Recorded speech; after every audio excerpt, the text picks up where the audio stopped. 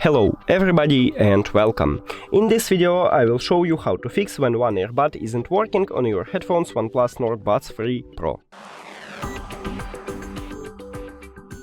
You have to start by put your headphones to the charging case and now close the case. It's disconnecting from the phone and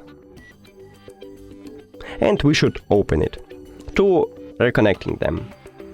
Here we go. Now, if it didn't help you, we should make a hard reset. To make a hard reset, press and hold functional button right here at the bottom for at least 15 seconds until this LED light starts to be red.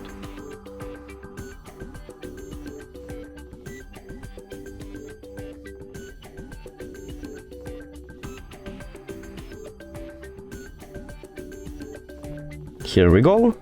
Now, click the information icon or settings icon and forget this device, forget device.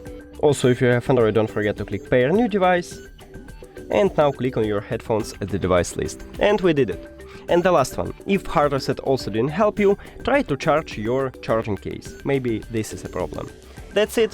Thank you for watching this video. If you found it helpful, please consider subscribing to the channel and leave the like on the video. It's really important to us. See you later!